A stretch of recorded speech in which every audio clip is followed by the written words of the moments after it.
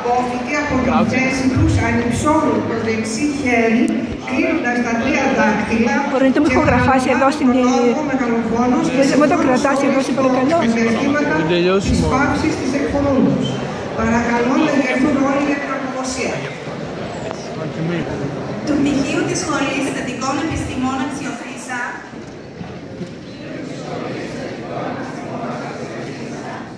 Όρκων Ομνίων Πρωτοκοσμήτωρος και του Προέδρου του Τμήματος και πίστην καθομολογώ τίνδε από του Ιερού Περιβόλου του σεπτού τούτου τεμένου των μουσών εξερχομένη κατ' επιστήμην βιώσομε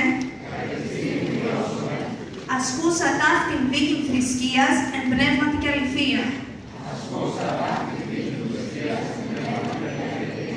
Ούτω χρήσιμον εμ' αυτόν καταστήσω,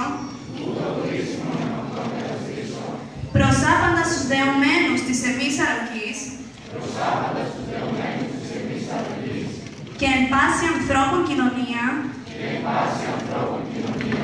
αεή προς ειρήνη και χριστότητα ηθών συντελέσεων,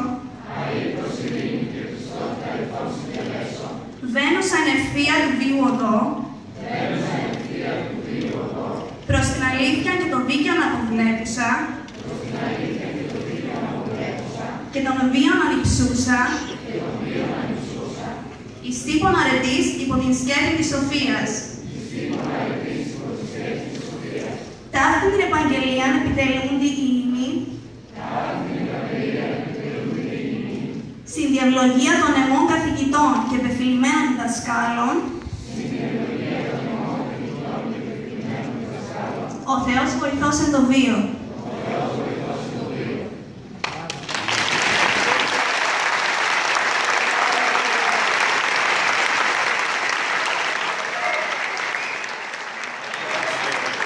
Αξιότιμη κύριε Κοσμήτωρα, κύριε Πρόεδρε, αγαπητοί καθηγητές, αγαπητοί φοιτητές, κυρίες και κύριοι.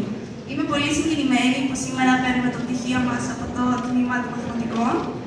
Θέλω να ευχαριστήσω όλους τους καθηγητές για όλες τις γνώσεις και όλα τα εφόδια που μας έχουν δώσει αυτά τα χρόνια.